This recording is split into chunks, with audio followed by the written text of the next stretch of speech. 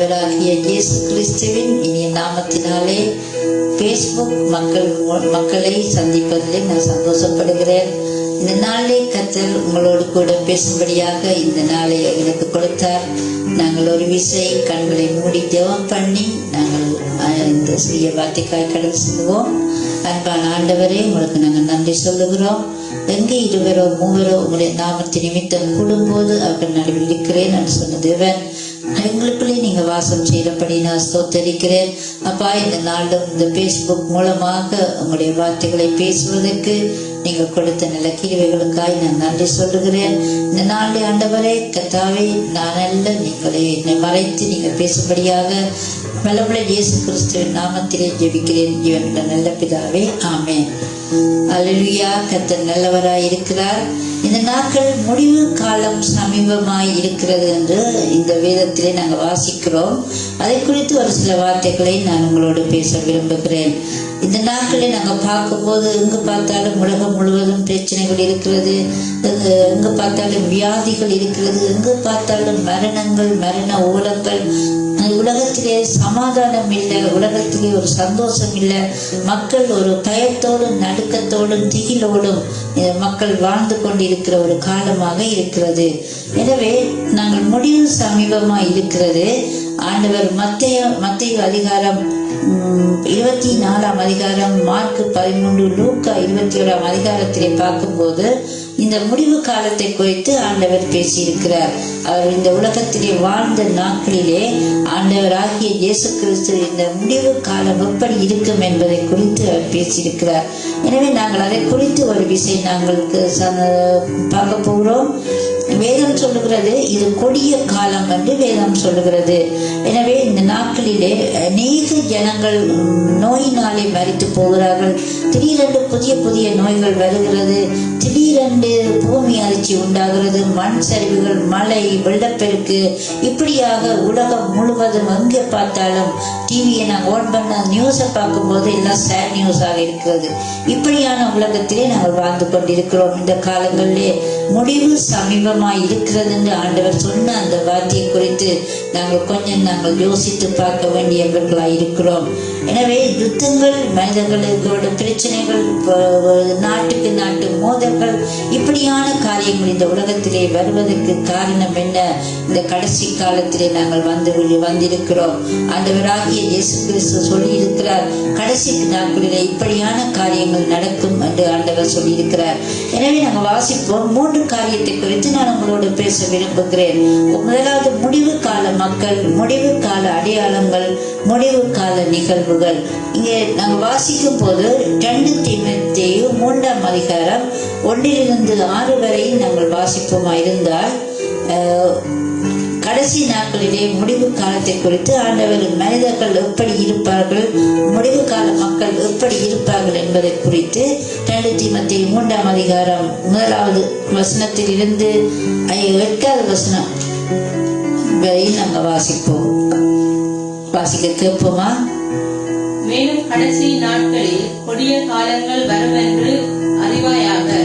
எப்படியெனில் மனுஷர்கள் தப்பியரையும் பணப்பிரியரையும் வீம்புக்காரரையும் அகந்தை உள்ளவர்களையும் தூசிக்கிறவர்களையும் தாய் தகப்பன்மாருக்கு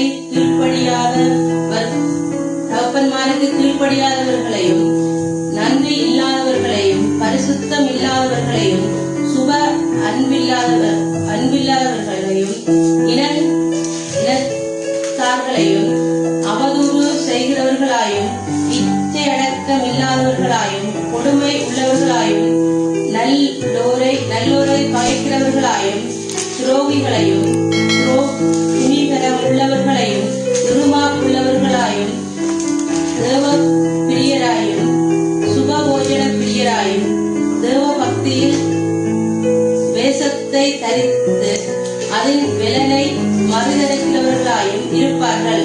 இப்படிப்பட்டவர்களை நீ விட்டு விலகு. போதும்.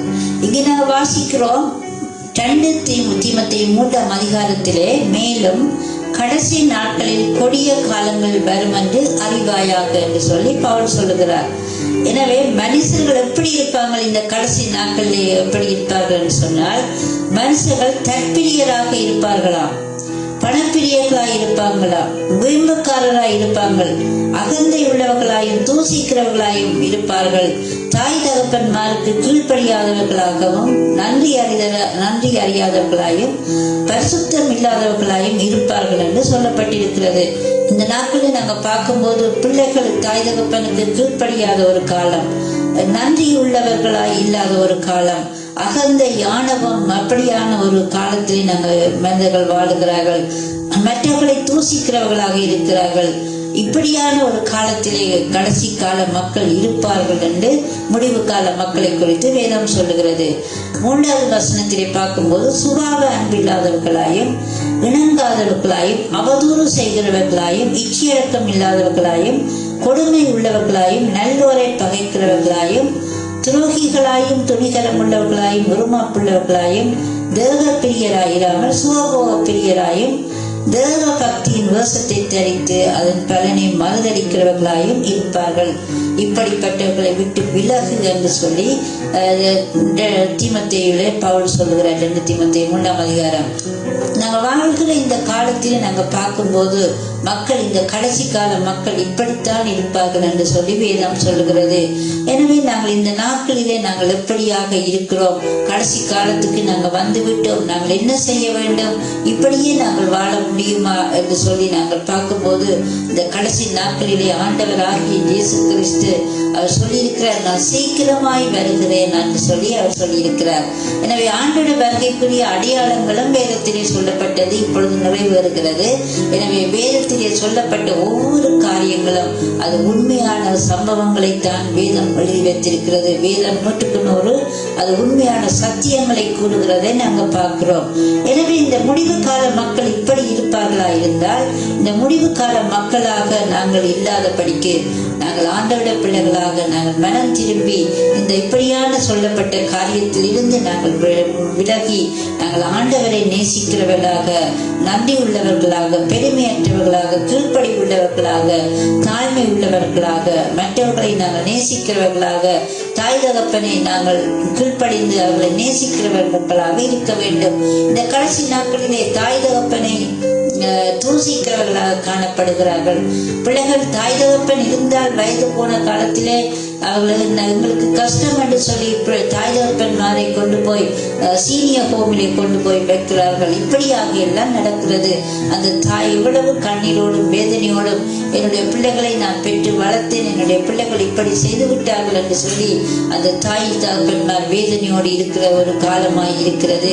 எனவே இந்த நாட்களிலே நாங்கள் எப்படியாய் இருக்கிறோம், இப்படியான சுபாவங்கள் எங்களுக்குள்ளே இருந்தால் நாங்கள் மனம் திரும்ப வேண்டும். வேதம் சொல்கிறது, மனம் திரும்புங்கள் பரலோகராஜ்யம் சமீபித்திருக்கிறது. இந்த கடைசி நாட்களிலே நாங்கள் எப்படியா இருக்கிறோம் என்று எங்களை நாங்கள் ஆராய்ந்து பார்க்க வேண்டும்.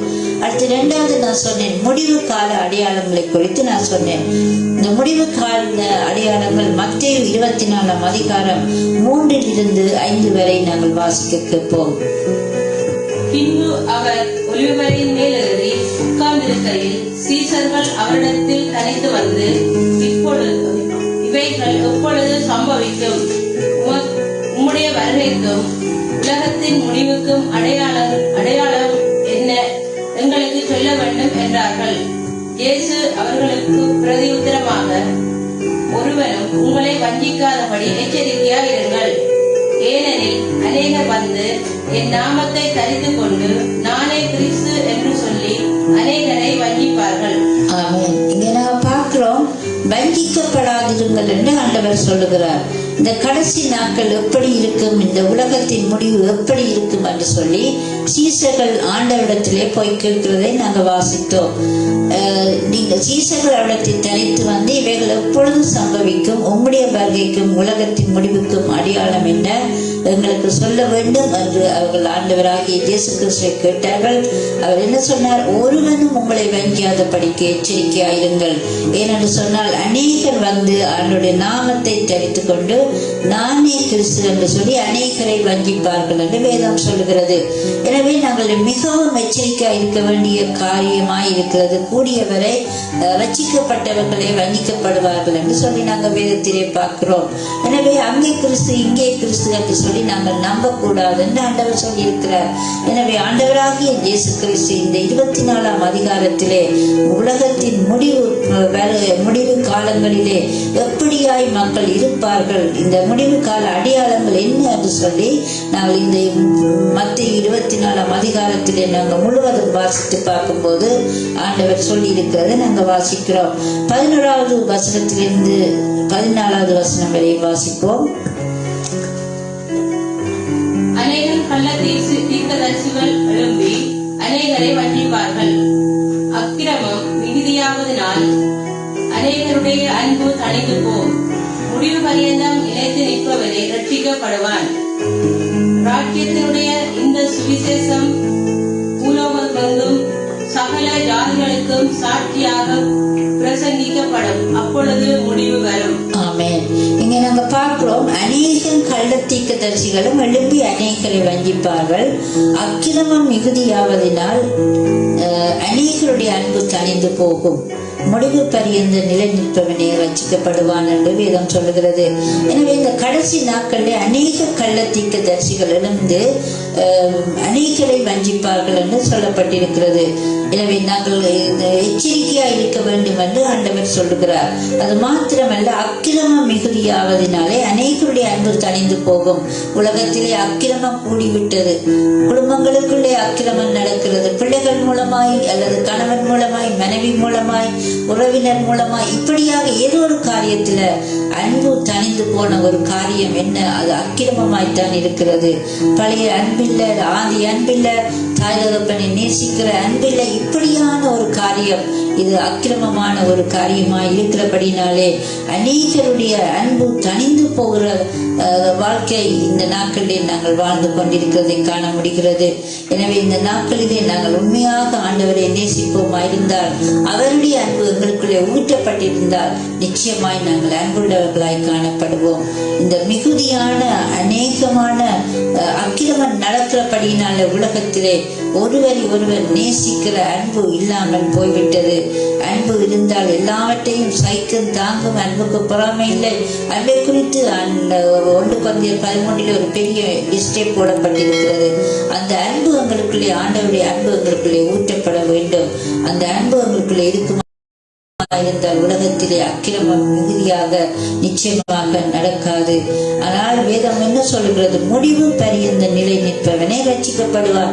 நாங்கள் ஆண்டவரை ஏற்றுக்கொண்டு விட்டோம், ஞானஸ்தானம் எடுத்து விட்டோம், ஆண்டவருக்கு நாங்கள் ஊழியம் செய்யலாம், எல்லாம் செய்யலாம். ஆனால் முடிவு பரியந்த எவ்வளவோ வேதனைகள், சோதனைகள், பாடுகள், எத்தனையோ பிரச்சனை இருந்தாலும் கூட நாங்கள் எல்லாவற்றையும் நாங்கள் கர்த்தருக்காக சகித்து நாங்கள் முடிவு பரியந்த ஆண்டவருக்குள்ளே நாங்கள் நிலைத்திருப்போமா இருந்தால் அப்பொழுதுதான் எங்களுக்கு ரட்சிப்பு உண்டாகும். முடிவு பரியந்த நிலை நிற்பவனே ரட்சிக்கப்படுவான் என்று வேதம் சொல்லுகிறது. அது மட்டுமல்ல, 14ஆம் வசனத்திலே 24:14 ராஜ்யத்தினுடைய இந்த சுவிசேஷம் பூலோகெங்கும் உள்ள சகல ஜாதிகளுக்கும் சாட்சியாக பிரசங்கிக்கப்படும். அப்போது முடிவு வரும். உலகத்திலே, முழு உலகத்திலே இருக்கிற மக்களும் ஆண்டவராகிய இயேசு கிறிஸ்துவை குறித்த சுவிசேஷ செய்தியை அவர்கள் அறிய வேண்டும்.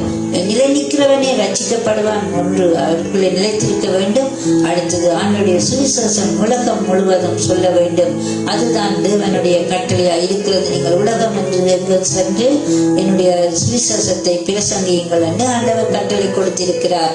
எனவே நாங்கள் இந்த பேஸ்புக்கில் நாங்கள் பேசுவதற்கு காரணம் என்ன? ஆண்டவருடைய கட்டளை உலகம் எங்கும் நீங்கள் போய் சுவிசேஷத்தை பிரசங்கியுங்கள். இந்த காலகட்டத்திலே நாங்கள் உலகம் எங்கு போக முடியாத ஒரு காலகட்டத்திலே வாழ்ந்து கொண்டிருக்கிறோம்.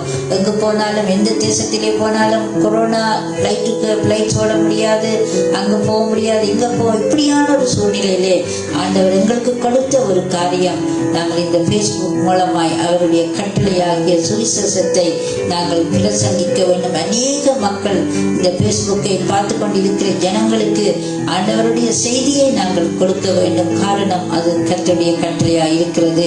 எனவே நாங்கள் இந்த கடைசி கால நாட்களில் நாங்கள் வாழ்ந்து கொண்டிருக்கிறோம். 21ஆம் வசனத்திலிருந்து 24வது வசனம் வரையும் ஒரு விஷயம் நாங்கள் வாசிப்போம். ஏனெனில் உலகம் உண்டாவதற்கு முதல் இதுவரைக்கும் சம்பவிராததும் இனிமேலும் சம்பவியாததுமான மிகுந்த உபத்திரவம் அப்பொழுது உண்டாயிருக்கும்.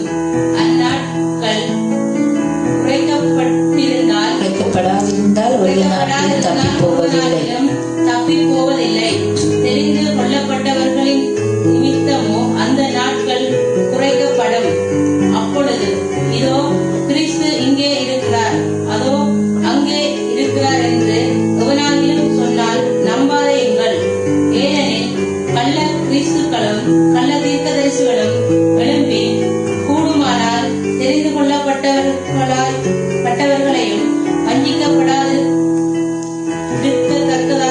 வஞ்சிக்கத்தக்கதாக பெரிய அடையாளங்களையும் அற்புதங்களையும் செய்வார்கள். அல்லேலூயா. இங்கே ஆண்டவர் சொல்லியிருக்கிறார், அந்த நாட்களில 19வது வசனத்திலே பார்க்கும்போது, அந்நாட்களில் கர்ப்பவதிகளுக்கு பால் கொடுக்கிறவர்களுக்கும் ஐயோ, நீங்கள் ஓடி போவது மாறி காலத்திலாவது ஓய்வு நாளிலாவது சம்பவியாத படிக்க வேண்டிக் கொள்ளுகிறேன். ஏனெனில் உலகம் உண்டானது முதல் இதுவரைக்கும் சம்பவித்திராததும் இனிமேலும் சம்பவியாததுமான மிகுந்த உபத்திரவம் அப்பொழுது உண்டாயிருக்கும் என்று சொல்லப்பட்டிருக்கிறது. இப்பொழுது சாதாரணமான சின்ன உபத்திரவம் தான் உண்டாக்கப்பட்டிருக்கிறது. இதை கூட எங்களால் சகிக்க முடியவில்லை என்று சொன்னால், அந்த நாட்கள் எப்படியான ஒரு கடுமையான ஒரு நாட்களாக இருக்கும் என்று நாங்கள் கற்பனை பண்ணி பார்க்க முடியாத ஒரு காலமாக இருக்கும். ஏனென்று சொன்னால், ஆண்டவருடைய வருகையிலே நாங்கள் கைவிடப்பட்டு போகாதபடிக்கு இருந்தால் அதை விட உபத்திரவமான ஒரு காலத்துக்கு நாங்கள் போக வேண்டும். எனவே இந்த நாட்கள் குறைக்கப்பட்டால் நன்றாக இருக்கும் என்று சொல்லப்பட்டிருக்கிறது. எப்படி என்று சொன்னால், அந்நாட்கள் குறைக்கப்படாதிருந்தால் ஒருவனாகிலும் தப்பி போவதில்லை. தெரிந்து கொள்ளப்பட்டவர்கள் நிமித்தமோ அந்த நாட்கள் குறைந்து போகும். அந்த நாட்கள் தெரிந்து கொள்ளப்பட்ட எங்கள் மூலமாகத்தான் இந்த நாட்களை ஆண்டவர் குறைக்க முடியும். அப்படி என்று சொன்னால், நாங்கள் ஆண்டவருடைய சமூகத்திலே நாங்கள் காத்திருந்து ஜெபிக்கிறவர்களாய், விழித்திருந்து நாங்கள் ஜெபிக்கிறவர்களாய் காணப்பட வேண்டும். உலகத்திலே நடக்கிற இந்த காரியங்கள், சம்பவங்கள் எல்லாவற்றுக்கும் ஆண்டவர் தன்னுடைய பிள்ளைகள், தன்னுடைய நாமம் தரிக்கப்பட்ட ஜனங்கள் 2 நாளாகமம் 7:14 சொல்லப்பட்டது போல, என்னுடைய நாமம் தெரிவிக்கப்பட்ட ஜனங்கள் தங்களை தாழ்த்தி தங்களுடைய பொல்லாத வழிகளை விட்டு ஆண்டோட முகத்தை தேடி ஜெபிக்கும் போது நிச்சயமாய் ஆண்டவர் இந்த தேசங்களுக்கு சமாதானத்தை கொடுப்பார் என்று வேதம் சொல்லுகிறது. சேமத்தை கொடுப்பார் என்று சொல்லப்பட்டிருக்கிறது. எனவே தெரிந்து கொள்ளப்பட்ட மக்கள் மூலமாக இப்படியான பெரிய உபத்திரவம் குறைக்கப்படும் என்று ஆண்டவர் சொல்லியிருக்கிறார். எனவே நானும் நீங்களும் தான் அந்த தெரிந்து கொள்ளப்பட்டவர்கள். நாங்கள் விழித்திருந்து நாங்கள் உற்சவத்தோடு கூட அழிந்து போகிற மக்களுக்காக நாங்கள் ஜெபிக்கிறவர்களாய் காணப்பட வேண்டும். இந்த கடைசி காலங்களிலே முடிவு கால அடையாளங்களை ஆண்டவர் சொல்லியிருக்கிறார். அந்த முடிவு கால அடையாளங்களிலே நாங்கள் வாழ்ந்து கொண்டிருக்கிறோம். நாங்கள் இந்த நாட்களிலே மற்றவர்களுக்காக நாங்கள் ஜெபிக்கிறவர்களாய், இப்படியான காரியங்கள் நடக்காதபடிக்கு நாங்கள் திறப்பின் வாசலிலே நாங்கள் நின்று ஜெபிக்கிறவர்களாய் நாங்கள் காணப்பட வேண்டும். எனவே இந்த முடிவு கால சம்பவத்திலே நாங்கள் முடிவு காலத்திலே நாங்கள் இருக்கிறோம். முடிவு சமீபமாய் இருக்கிறது என்று சொல்லி, காலம் சமீபித்திருக்கிறது என்று சொல்லி நாங்கள் பார்க்கிறோம். எனவே தான் ஆண்டவர் சொன்னார், மனம் திரும்புங்கள், பரலோக ராஜ்யம் சமீபித்திருக்கிறது. எனவே ஆண்டவருடைய ராஜ்யம், தேவனுடைய ராஜ்யம் சமீபித்திருக்கிறது. நாங்கள் மனம் திரும்ப வேண்டும். எல்லாவற்றிலும் இருந்து நான் வாசித்த 2 தீமோத்தேயு 3ஆம் அதிகாரம் 1 நாங்கள் வாசித்தோம். கடைசி நாட்களிலே கொடிய நாட்கள் வரும் என்று அறியீர்களா? அப்படியான மக்கள் இந்த முடிவு கால மக்களாக இருப்பார்கள். இந்த முடிவு கால மக்கள் எப்படியாய் இருப்பார்கள் என்று நாங்கள் பார்த்தோம்.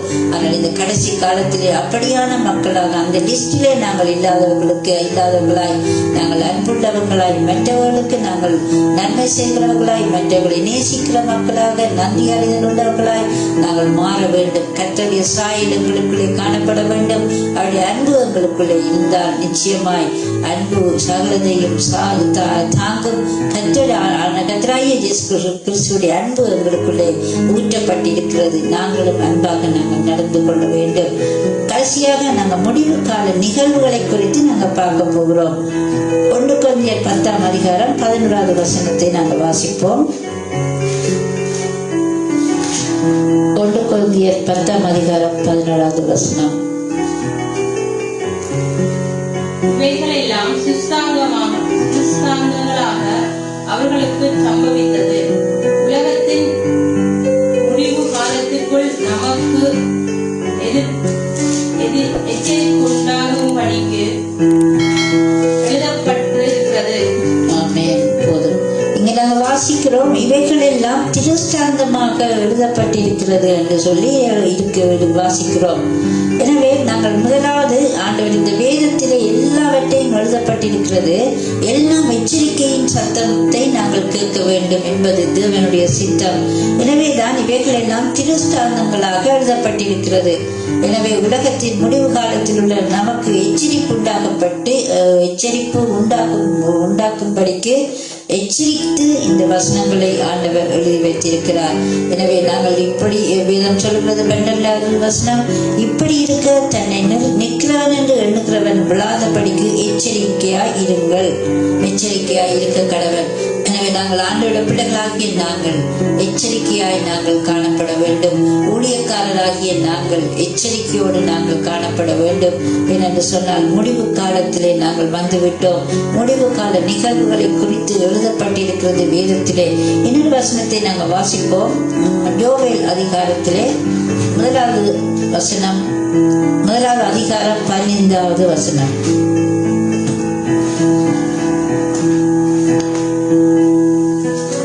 யோவேல் 1வது அதிகாரம் 15வது வசனத்தை நாங்கள் வாசிப்போம்.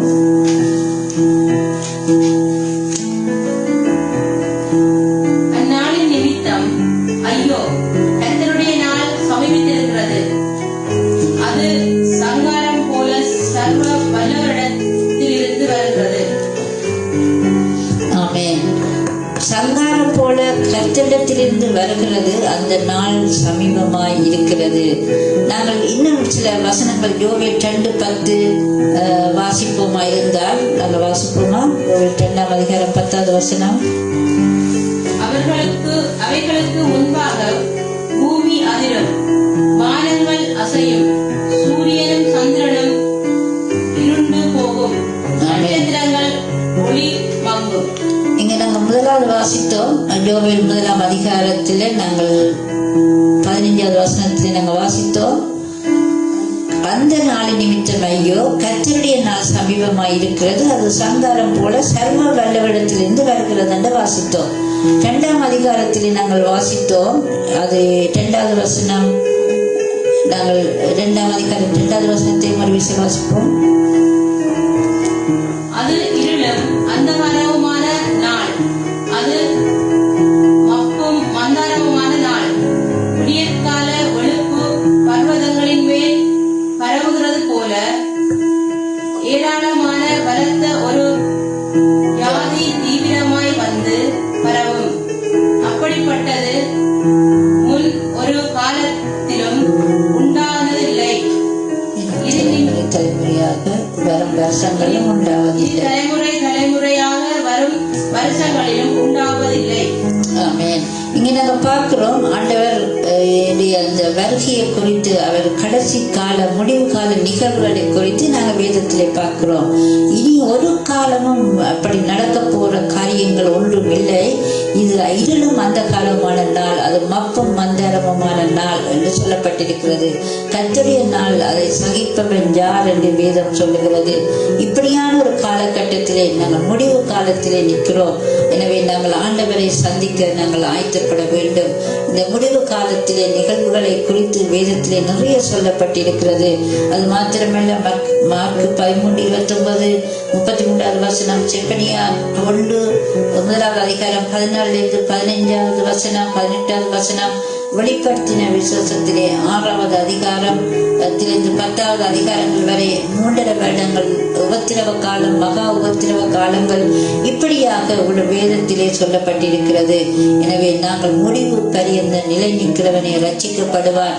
இப்படியான வேதனைகளுக்கு நாங்கள் தப்பி நாங்கள் கர்த்தருக்கு நாங்கள் காத்திருந்து அவரிடத்திலே நாங்கள் விழித்திருந்து ஜெபம் பண்ணி இப்படியான சோதனைகள், வேதனைகள், இப்படியான காரியங்கள் நடக்க முன்பாக நாங்கள் இந்த அழிவுக்கு தப்பும்படி எங்களை நாங்கள் விழித்திருந்து ஜெபித்து கர்த்தருடைய சமூகத்திலே நாங்கள் காத்திருக்கும் போது, மற்றவர்களுக்காக நாங்கள் ஜெபிக்கும் போது, நிச்சயமா இந்த முடிவு காலத்திலே, இந்த சமீபமான இந்த முடிவு காலத்திலே அவருடைய வருகையிலே நாங்களும் சந்திக்கப்பட எங்களை நாங்கள் ஆயத்தப்படுத்தி மற்றவர்களை நாங்கள் ஆயத்தப்படுத்துவோமாக. இந்த நாளில் நாங்கள் எப்படியாக நாங்கள் இருக்கிறோம் என்று எங்களை நாங்கள் ஆராய்ந்து பார்ப்போம். மனம் திரும்புவோம். மனம் திரும்ப வேண்டியது ஒவ்வொரு கிறிஸ்தவனும் ஒவ்வொரு நிமிடம், ஒவ்வொரு நேரம், ஒவ்வொரு செகண்ட்லும் கூட நாங்கள் மனம் திரும்புகிறவர்களாய் காணப்பட காணப்பட வேண்டும். ஏனென்று சொன்னால் ஆண்டவர் இந்த நாட்களிலே சீக்கிரம் வருகிறார். எப்பொழுது வருவார் என்று தெரியாது. திருடன் வருகிற விதமாய் ஆண்டவர் வரப்போகிறார். அவர் எங்களை கைவிடப்படாதபடிக்கு எங்களை அவர் மணவாளன் மணவாட்டியை சந்திக்க நாங்கள் ஆயத்தப்பட வேண்டும். ஆயத்தப்படுவோமாக. இந்த வேளையிலே இந்த வார்த்தையை கேட்டுக்கொண்டிருக்கிற ஒவ்வொரு பிள்ளைகளையும் நீங்களும் ஆயத்தப்படுங்கள், மற்றவர்களை ஆயத்தப்படுத்துங்கள். இந்த முடிவு காலம் சமீபமாய் இருக்கிறது என்று நீங்கள் அநேகருக்கு நீங்கள் சொல்லுங்கள். அநேக மக்கள் மனம் திரும்பட்டும். அநேக மக்கள் இந்த பொல்லாத இந்த உலகத்தை விட்டு அவர்கள் கடந்து செல்லும்படிக்கு அவர்கள் இன்னுமாய் தங்களை ஆயத்தப்படுத்தி ஆண்டவருடைய வருகைக்கு காத்திருப்பார்களாக. நாங்கள் ஒரு சிறிய பாடலை பாடி நாங்கள் இந்த வார்த்தையை முடித்துக் கொள்ளுவோம். என்னென்று சொன்னால் வேதம் சொல்லுகிறது, சங்கீதம் 34:5, அவர்கள் அவரை நோக்கி பார்த்து பிரகாசம் அடைந்தார்கள், அவருடைய முகங்கள் வெட்கப்படவில்லை என்று வேதம் சொல்லுகிறது. எனவே ஒரு பாடலை பாடி நாங்கள் முடித்துக் கொள்வோம். உமது முகம் நோக்கி பார்த்தவர்கள் வெட்கப்பட்டு போவதில்லை, உமது திருநாமம் அறிந்தவர்கள் கைவிடப்படுவதில்லை. உமது முகம் நோக்கி பார்த்தவர்கள் வெட்கப்பட்டு போவதில்லை, உமது திருநாமம் அறிந்தவர்கள் கைவிடப்படுவதில்லை. நம்பினோரை நீ மறப்பதில்லை, உம்மை தேடி வந்தோரை வெறுப்பதில்லை. நம்பினோரை நீ மறப்பதில்லை, உம்மை தேடி வந்தோரை வெறுப்பதில்லை. உமது முகம் நோக்கி பார்த்தவர்கள் வெட்கப்பட்டு போவதில்லை. உடைந்த பாத்திரம் என்று நீரவரையும் தள்ளுவதில்லை, உடைந்த பாத்திரம் என்று நீரவரையும் தள்ளுவதில்லை. ஒன்றுக்கும் உதவாதோர் என்று நீரவரையும் சொல்லுவதில்லை, ஒன்றுக்கும் உதவாதோர் என்று நீரவரையும் சொல்லுவதில்லை. இயேசு மகாராஜா எங்கள் நேசா, இரக்கத்தின் சிகரம் நீரே. இயேசு மகாராஜா எங்கள் நேசா, இரக்கத்தின் சிகரம் நீரே. உமது முகம் நோக்கி பார்த்தவர்கள் வெட்கப்பட்டு போவதில்லை, உமது திருநாமம் அறிந்தவர்கள் கைவிடப்படுவதில்லை. ஏழைகளின் பெறன் நீரே, எளியோரின் நம்பிக்கை நீரே. ஏழைகளின் பெறன் நீரே, எளியோரின் நம்பிக்கை நீரே. திக்கற்றோர் வேதனை அறிந்து உதவிடும் தகப்பன் நீரே. திக்கற்றோர் வேதனை அறிந்து உதவிடும் தகப்பன் நீரே.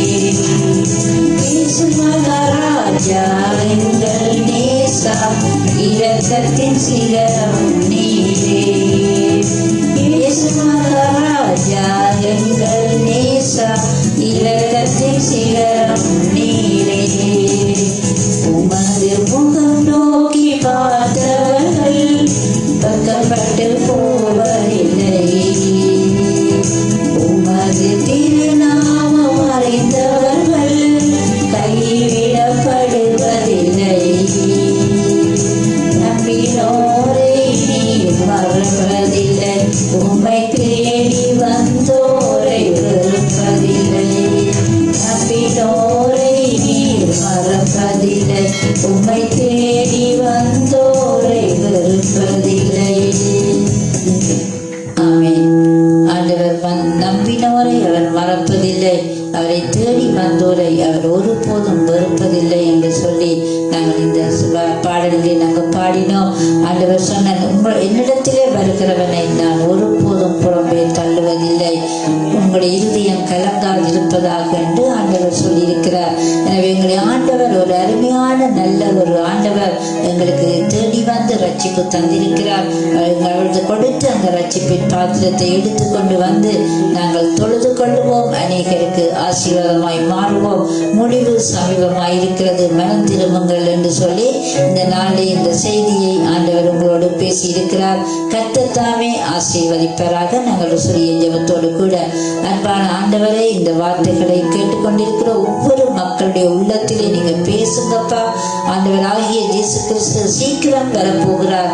அவரை சந்திக்க வேண்டும் என்ற ஒரு வாஞ்சியை நீங்க கட்டளை கொடுங்க.